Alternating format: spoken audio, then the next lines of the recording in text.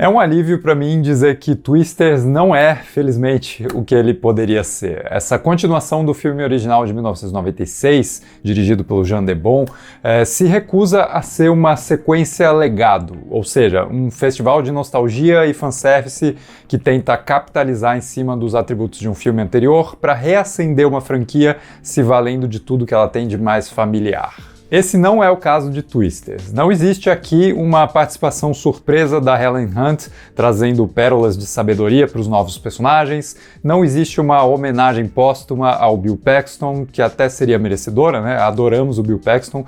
Mas esse novo filme, dirigido pelo Lee Isaac Chung, está muito focado em entregar aquela experiência redondinha, fechada em si mesma, de um tipo de blockbuster simples e direto, que talvez tenha sido levemente pisoteado pela avalanche de universos cinematográficos conectados dos últimos 10, 15 anos. Tudo bem que esse novo filme traz de volta uma série de elementos passados. A rivalidade entre caçadores de tornados mais certinhos e outros mais malucos, uma tragédia pessoal norteando arcos de personagem e também o elemento romântico entre dois atores, cuja química sexual é expressada metaforicamente nesse turbilhão aí da tempestade perfeita.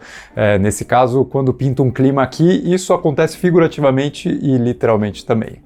Mas tudo isso, que já existia antes, surge agora com uma repaginada suficientemente refrescante e que está sempre buscando recriar o espírito do filme original muito mais do que detalhes específicos que sejam ativados pela memória.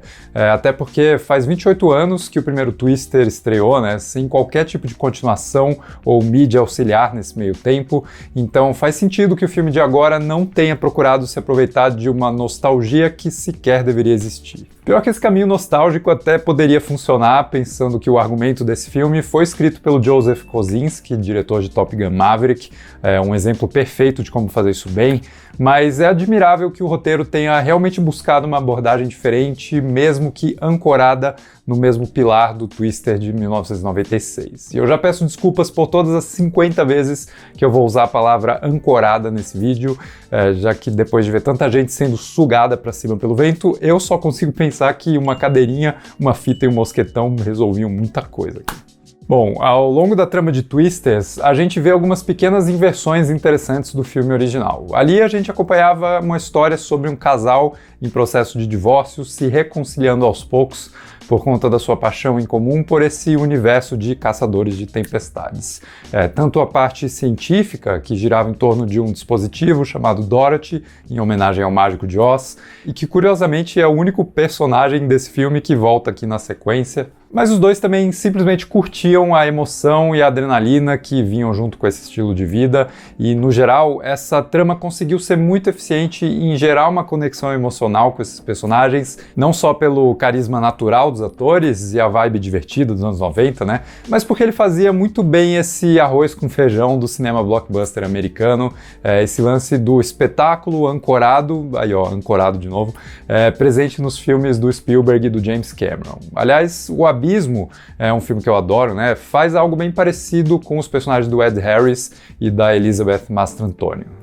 Em Twisters, essa reconciliação também existe, embora não seja um relacionamento que esteja em jogo aqui, né? Mas sim a paixão pessoal e profissional da protagonista, interpretada pela Daisy Edgar Jones, que veio da ótima série Normal People, onde ela contracenava com o Paul Mescal. Inclusive, tem vídeo de análise dessa série aqui no canal. Mas a Kate, a personagem da Daisy, enfrenta uma grande tragédia no começo e isso impede que ela exerça o que ela mais gosta de fazer, do jeito que ela mais gosta de fazer, né? Que é esse jeito mais próximo, mais voltado para a linha de frente e para o contato direto com os tornados. E nesse sentido, a sua reconciliação com esse tipo de vida se manifesta nos dois personagens de apoio, o Anthony Ramos representando a parte racional, científica e cautelosa, e o Glenn Powell curtindo demais a sua onipresença no cinema em 2024, representando o lado maluco, espontâneo e supostamente inconsequente disso tudo. Eu digo supostamente porque essa é outra quebra de expectativa, né? No Twister original,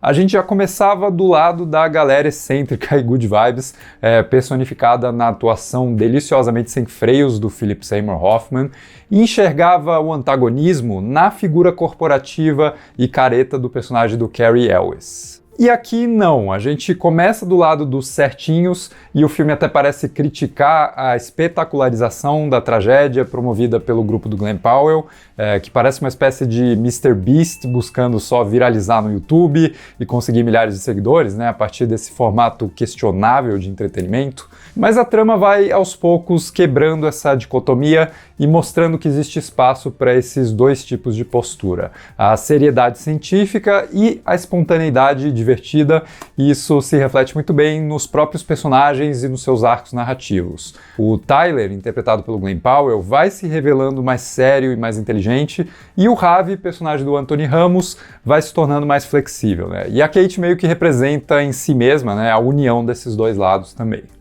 Bom, outra pequena mudança acontece no objetivo principal dos personagens ao engajar com essas tempestades. Se lá atrás o Bill Paxton e a Helen Hunt pretendiam estudar esses fenômenos para poder melhorar a capacidade de prevenção, aqui o plano principal da Kate é combater essa grande força da natureza, né? Agindo diretamente para desarmar a força dos tornados e dissolver essas grandes tempestades. E esse é um dos pequenos acenos tímidos que o filme faz com relação às mudanças climáticas.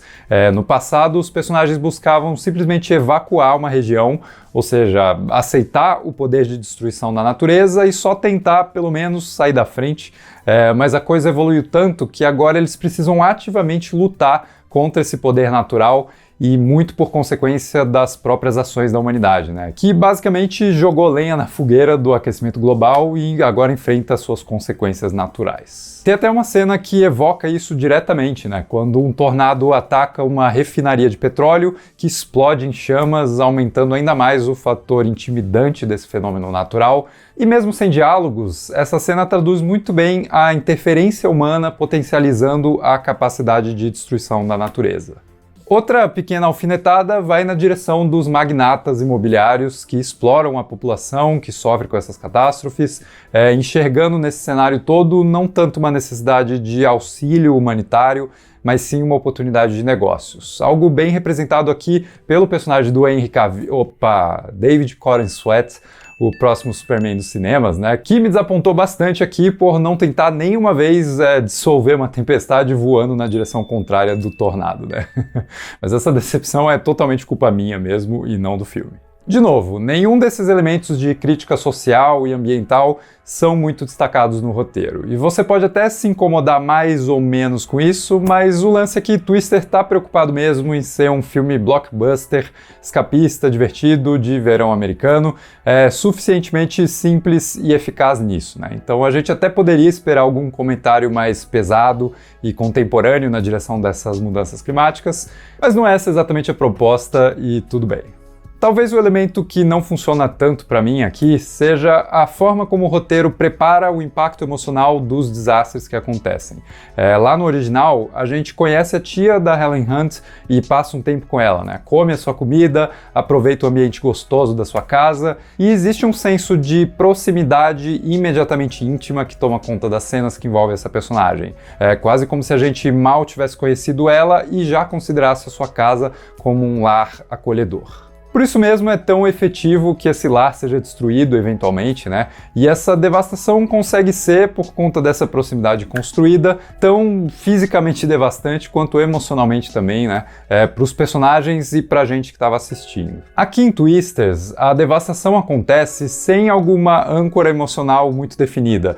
Não existe um personagem específico que tenha a sua vida afetada pelas catástrofes, então é normal que a gente não sinta tanto a consequência desse impacto, já que ele parece atingir só os personagens coadjuvantes ou até mesmo figurantes. Outro ponto que me pega com relação a isso é a ausência mais concreta de efeitos práticos. Por mais que o Twister original seja lembrado muito por conta dos seus efeitos digitais revolucionários, né?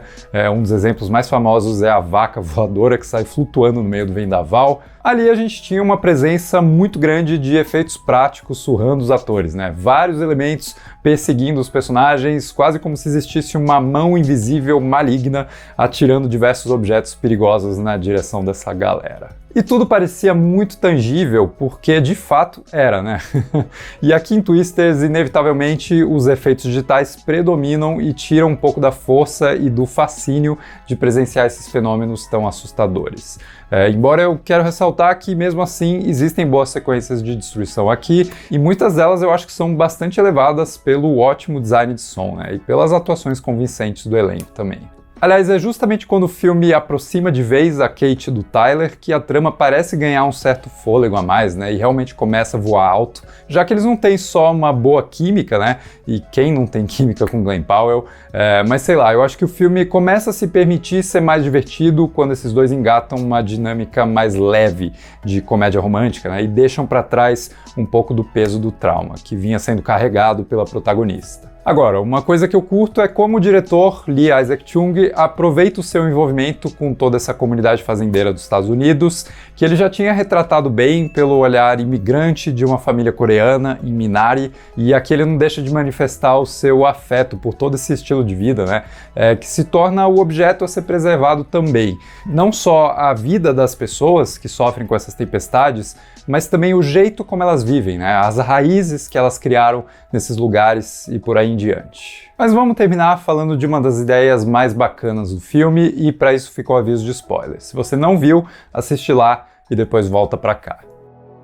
Bom, no ataque final do tornado malvado do filme, né, e não se enganem, esses tornados são retratados como entidades do mal mesmo aqui, né, isso é super divertido, mas enfim, os personagens acabam se refugiando num cinema local e tentam se segurar com força nas cadeiras desse salão grande, né, enquanto a tela é completamente despedaçada e se torna esse vórtex poderoso sugando, pouco a pouco, cada um dos espectadores desse lugar. E não tem como não pensar nesse aspecto metalinguístico, né? Nessa imagem e situação retratada como uma grande brincadeira com a quebra da quarta parede, literalmente a tela sendo destruída ali, né?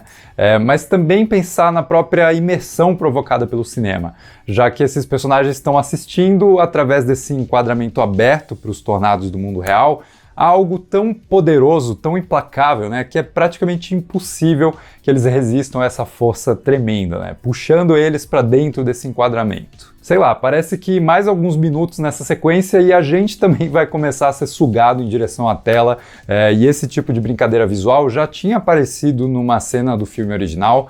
Ali o Jack Nicholson, de O Iluminado, começa a quebrar a porta para conseguir chegar até a personagem da Shelley Duvall, que inclusive acabou de falecer enquanto eu escrevi esse trecho do roteiro, então fica aí a homenagem para ela. Mas enquanto a porta se quebra no Iluminado, o tornado aparece e quebra essa tela de vez, né? Quase que incorporando a vilania destrutiva desse personagem do Jack Nicholson. E aqui em Twisters, eles conseguiram fazer uma brincadeira semelhante com essa relação entre o cinema e os seus espectadores, focando no potencial tremendo de imersão de um filme desse tipo. Enfim, nada extraordinário ou excepcional, né? Mas é bacana quando um filme blockbuster consegue ser o que eles pretendem ser, do jeito mais honesto, mais direto e simples possível, né? E foi isso que eu senti nessa sequência bem tardia de um produto dos anos 90, que nunca precisa recorrer ao caminho mais fácil, ao caminho mais corporativo, para recriar as sensações divertidas e intensas daquela produção. Mas diz aí nos comentários o que você achou de Twisters, vamos continuar a discussão, e se gostou do vídeo, não esquece de deixar um like, se inscrever no canal, e a gente se vê no próximo vídeo.